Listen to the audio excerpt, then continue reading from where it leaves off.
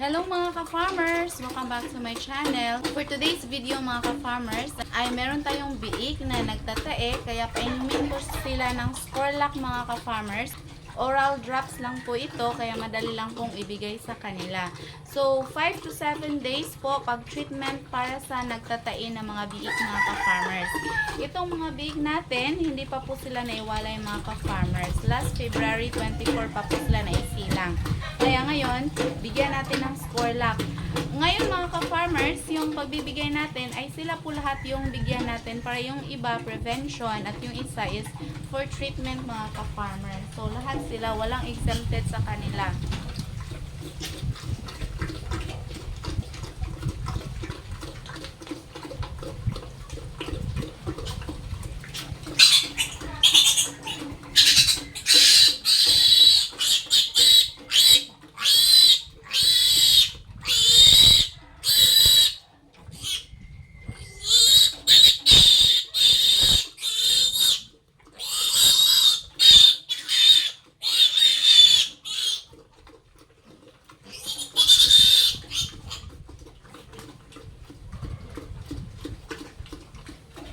So, yung gawin lang po natin mga ka-farmers, 1 drop lang po yan every day, good for 5 to 7 days kapag for treatment po para sa pagtatai ng ating mga biik. So, itong Sporlac mga ka-farmers ay isa po itong anti-diarrhea at antibacterial na din po. Kaya magandang gamitin po ito mga ka-farmers.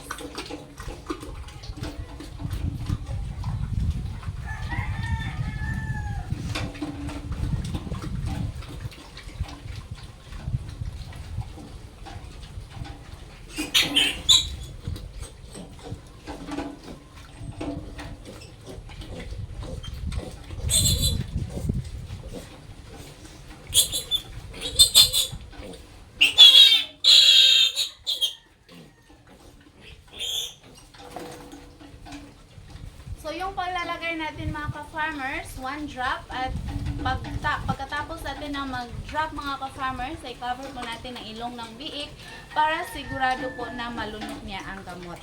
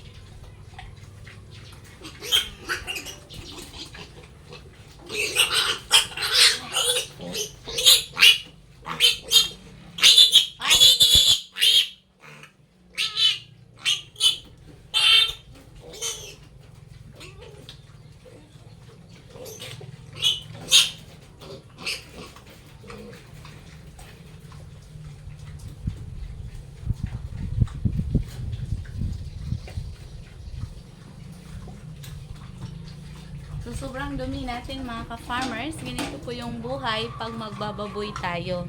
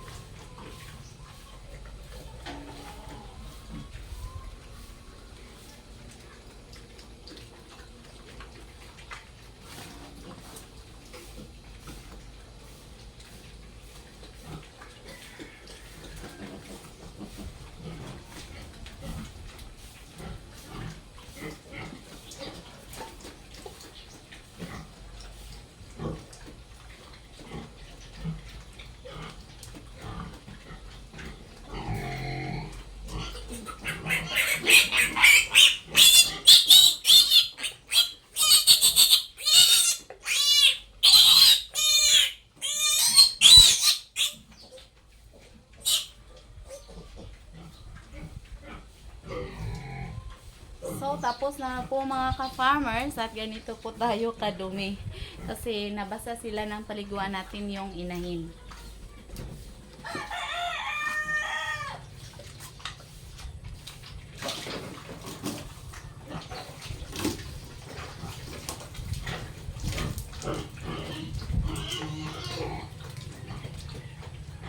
So, lahat na po sila mga ka-farmers ay nalagyan na natin ng marka. Ibig sabihin na painom na po natin sila ng Scorlac drops mga ka-farmers. Ito po. So, ito yung Scorlac. Maganda po ito para sa mga nagtataing biik. Kung for prevention lang po ay pwede na 3 to 5 days para sa bagong silang na mga biik. At kung for treatment naman ay 5 to 7 days po. So, yan naman po mga ka-farmers. Thank you for watching. Happy farming. God bless everyone. Bye-bye.